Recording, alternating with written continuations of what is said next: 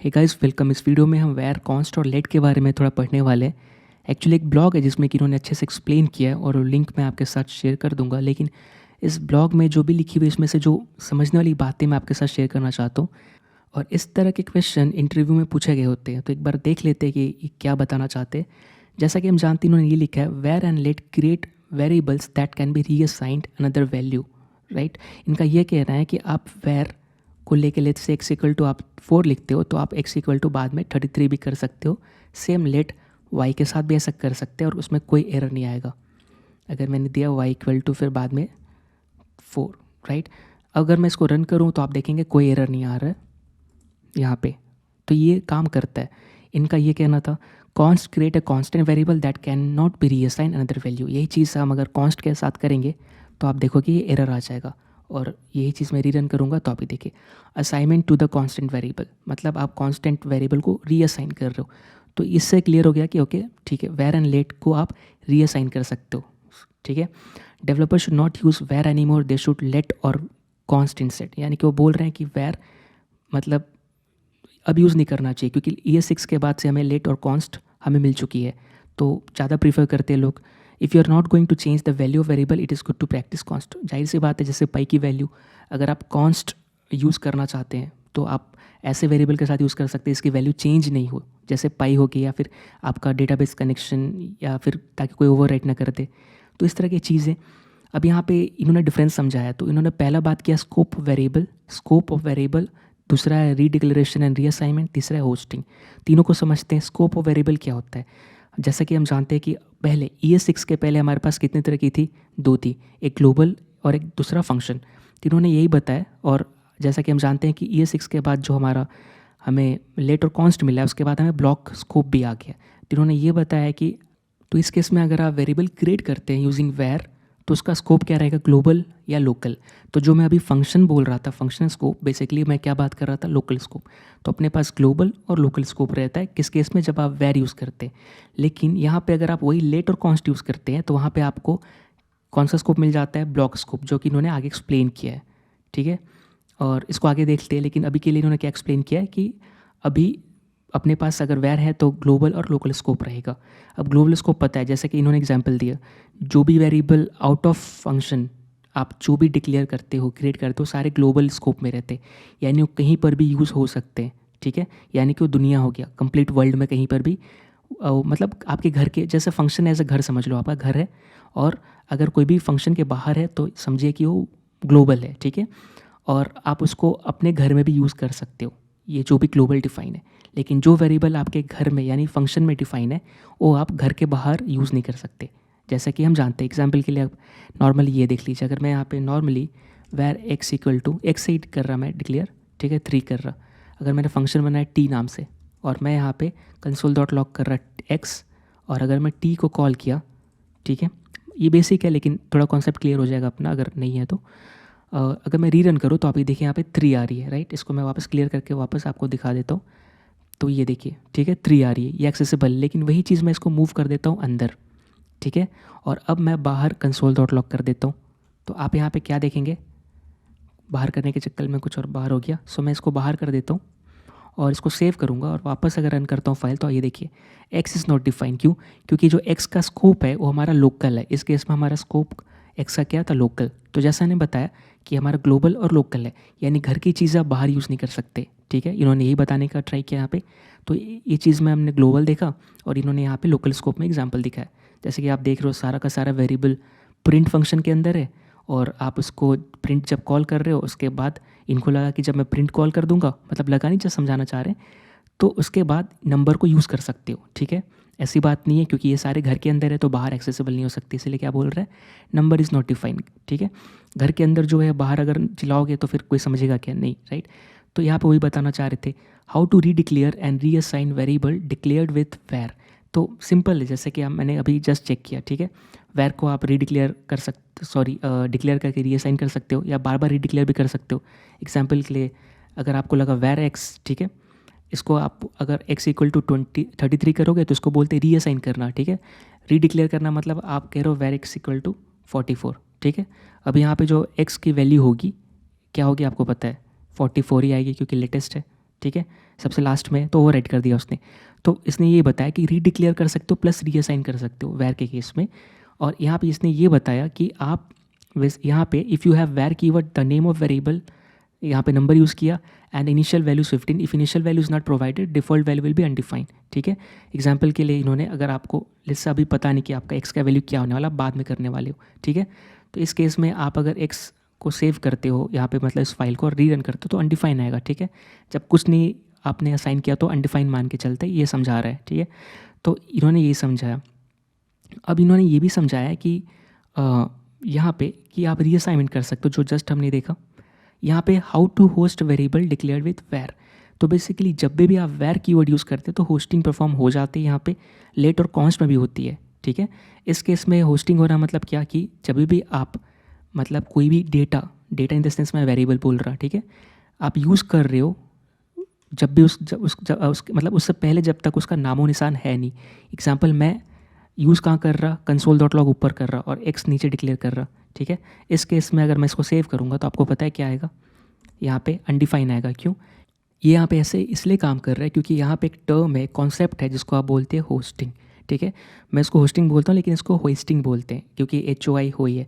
तो जो इसके ऊपर ऑलरेडी एक वीडियो मैंने बनाया जो कि इस वीडियो के डिस्क्रिप्शन में अटैच कर दूंगा, जहाँ पे मैंने मतलब इसका रीज़न क्या है उसको मैंने एक्सप्लेन किया है डिटेल में। जैसे कि यहाँ पे अपने को जब भी आप कुछ करते हो या रन करते हो प्रोग्राम, तो कंपाइलेशन फेज़ होता है, दूसरा एग्जीक्यूशन फेज़ होता है। ठीक है, तो इसको मैंने वहाँ पे समझाया है, तो उसको देख के आपको समझ में आ जाएगा कि आपको यहाँ पे अनडिफाइन क्यों मिलती है। लेकिन अभी के लिए हम ऐसा समझ सकते हैं कि यहाँ पे होस्टिंग हुई मतलब कि इसको कुछ ऐसा लिखा गया होगा वैर एक्स, ठीक है, ऐसे लिखा गया होगा, उसके बाद यहाँ पे x=9 और आपका जो कंसोल डॉट लॉग है यहाँ पे x ऐसे आ रहा है। ठीक है, तो इसका मतलब ये है कि आपका जो डिक्लेरेशन है उसको मूव कर दिया जाता है टॉप ऑफ द स्कोप, चाहे ग्लोबल हो या फंक्शन हो, दोनों केस में। और यहाँ पे फंक्शन भी होस्टिंग होती है लेकिन उसकी अभी बात नहीं कर रहे, अभी हम सिर्फ बात कर रहे हैं वेरिएबल के बारे में। तो आप देख रहे हो कि यहाँ पे अनडिफाइन आ रहा है, इसका रीज़न क्या है, यानी कि यहाँ पे x=अनडिफाइन सेट कर दिया जाता है। ठीक है, और यही चीज़ इन्होंने ब्लॉग में समझाया है कि जब भी आप नहीं, मतलब ये जावास्क्रिप्ट करता है, तो जब भी जावास्क्रिप्ट होस्टिंग करता है तो उस वैल्यू को इनिशियलाइज कर देता है अनडिफाइन के साथ, इसलिए आपको अनडिफाइन मिलती है। ठीक है, अब यहाँ पे इन्होंने ये भी समझाया, इन्होंने जस्ट थोड़ा बहुत एग्जांपल दिया, लेकिन अगर लेट की बात करें इन्होंने, तो इन्होंने ये बताया कि scope of variable declare with late.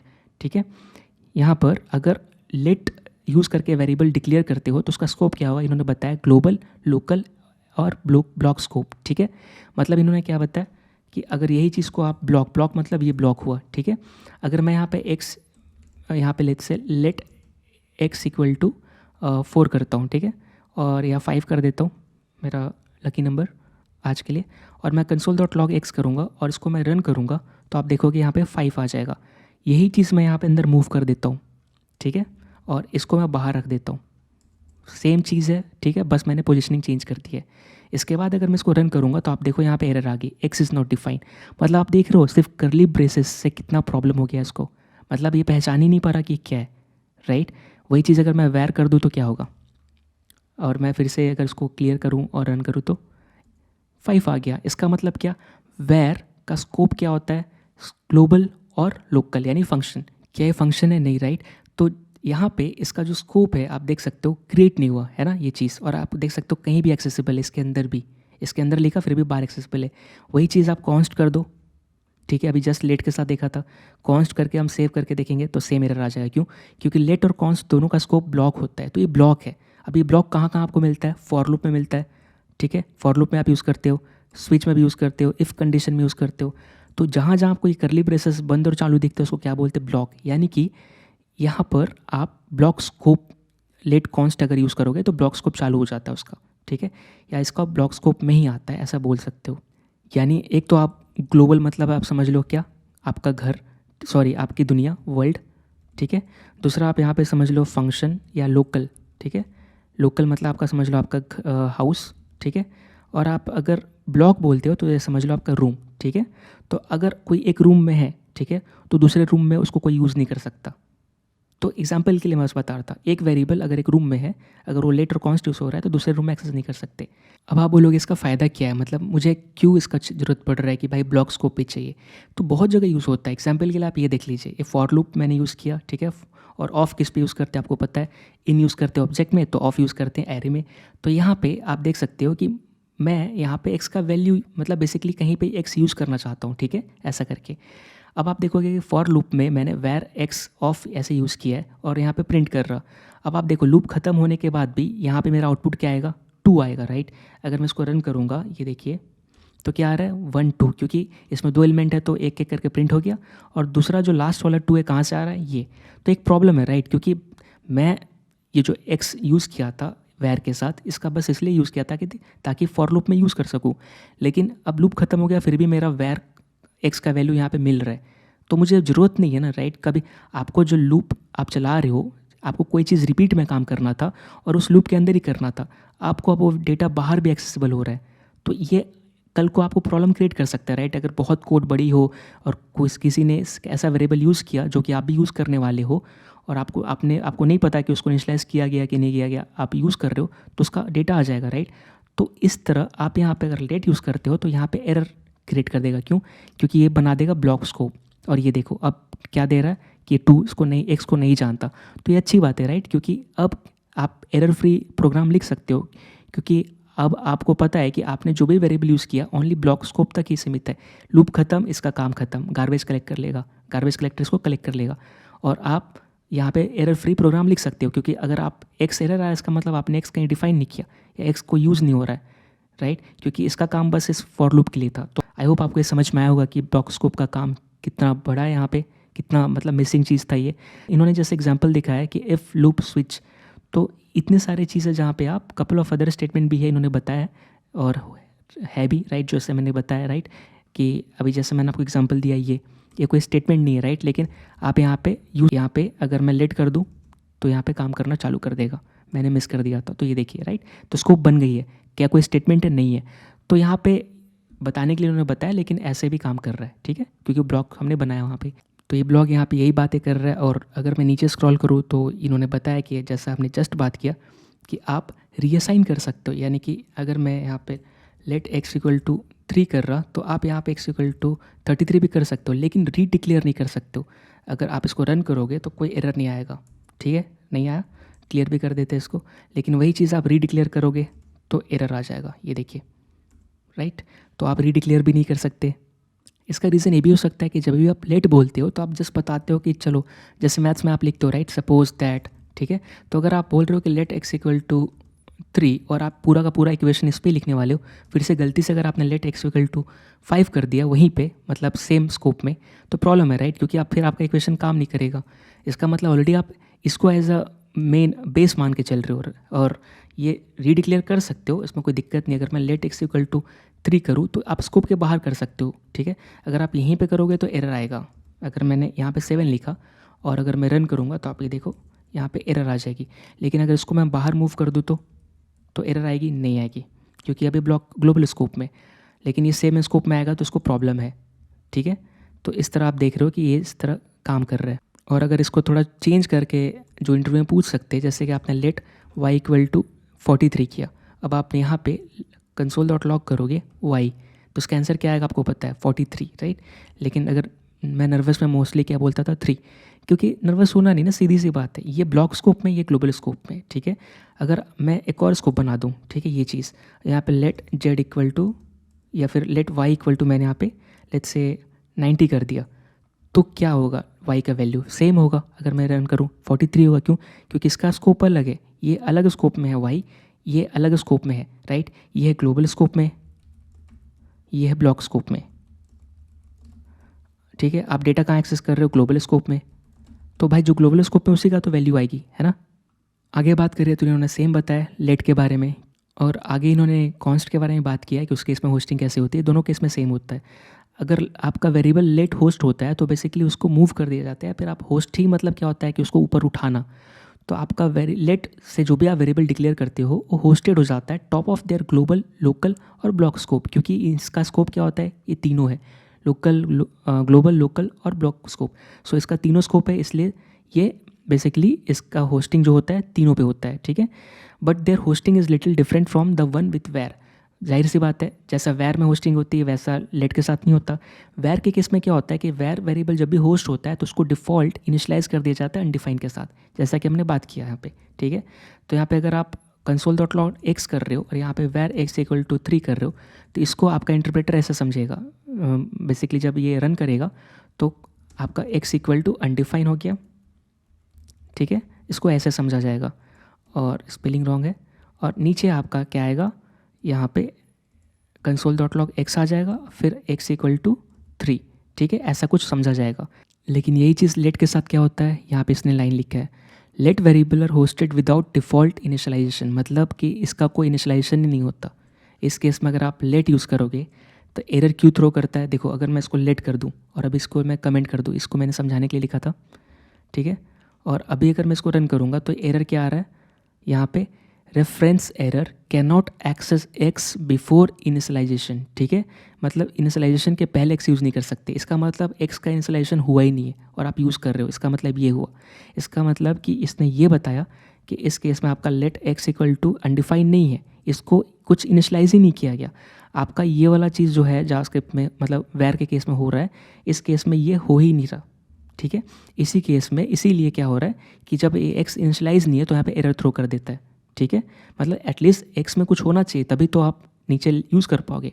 वैर क्या करता है, अनडिफाइन के साथ कर देता है, लेकिन लेट क्या करता है, लेट के केस में यहाँ पे कुछ होता ही नहीं है, तो अब ये तो एरर आएगा ना यहाँ पे, जाहिर सी बात है। तो एरर भी आपका वैसे ही आता है, रेफरेंस एरर, क्योंकि आप उसको रेफर ही नहीं कर पा रहे हो, एक्स इनिशियलाइज कहाँ हुआ ही नहीं है, तो बिना इनिशियलाइज किए हुए वेरिएबल कैसे यूज़ कर सकते हो। वैर के केस में तो डिफ़ॉल्ट इनिशियलाइज हो जाता है अनडिफाइन से, तो ये यही चीज़ समझाए, इसलिए आपको एरर आती है कैन नॉट एक्सेस और जो भी आपका वेरिएबल नेम है बिफोर इनिशियलाइजेशन। एरर का टाइप क्या होता है, रेफरेंस एरर। और हमने पढ़ा है जावास्क्रिप्ट में कि कितने तरह के एरर्स आते हैं, राइट, उसमें से एक रेफरेंस एरर। तो अब यहाँ पे सेम चीज़ होगा किसके केस में, कॉन्स्ट केस में। कॉन्स्ट के केस में बस इतना ही है कि इसमें भी होस्टिंग होती है, ठीक है, और इसका भी स्कोप यही रहता है, ठीक है, लेकिन इसमें बस इतना है कि आप वेरिएबल को रीडिक्लेयर भी नहीं कर सकते और रीडिक्लेयर भी नहीं कर सकते और रीअसाइन भी नहीं कर सकते, यानी कि सेम स्कोप में। अगर मैं बात करूँ कॉन्स्ट, ठीक है, x इक्वल टू 3 करूँ तो यहाँ पे आप x इक्वल टू ये करोगे, लेट्स से 44 कर दोगे तो भी ये एरर आएगा। तो आपको जैसे पता है यहाँ पे आना ही चाहिए। अब यहाँ पे अगर रीअसाइन कर रहे हो तो लेट्स से रीडिक्लेयर कर रहे हो तो भी यहाँ पे एरर आएगा, ठीक है, दोनों नहीं कर सकते। लेट और कॉन्स्ट में सेम होता है, लेकिन अगर इसका स्कोप चेंज कर दो तो इसको मूव कर दो ब्लॉक स्कोप में, ठीक है, एक है ग्लोबल स्कोप में, एक है ब्लॉक स्कोप में, तो कर सकते हो, राइट। तो जैसा लेट के साथ कर सकते हो वैसा एक्स के साथ कर सकते हो, सेम स्कोप में यहाँ भी नहीं कर सकते। ये देखो मैंने ये किया और एरर आना चालू हो गया, ये एडिटर हमारा खुद बता रहा है कि एरर है, राइट। तो इन्होंने कंप्लीट यही चीज़ समझा है और नीचे यही चीज़ बोलते गए हैं, मतलब अब लिखा है तो कुछ बोलना पड़ेगा। लेकिन यहाँ पे देखो वही चीज़, assignment to constant variable type error है, ठीक है, तो एरर का टाइप अलग आएगा लेकिन चीज़ें वही है कि ये वैसे काम करेगा। तो इन्होंने फाइनली बताया कि जब आप वैर यूज़ करते हो तो बाय डिफ़ॉल्ट आपका क्या होता है, डिफ़ॉल्ट वैल्यू जो अनडिफाइन के साथ इनिशियलाइज हो जाता है, लेट कॉन्स्ट में विदाउट डिफ़ॉल्ट वैल्यू, ठीक है, यानी कि अनडिफाइन भी नहीं आता उसमें। तो इन्होंने यही समझाया, तो आई होप आपको ये समझ में आया होगा लेट कॉन्स्ट वैर के बारे में। मिलते अगले टॉपिक में, तब तक के लिए थैंक यू सो मच। मिलते अगले वीडियो में अलग टॉपिक के साथ, तब तक के लिए thank you so much, bye bye, take care.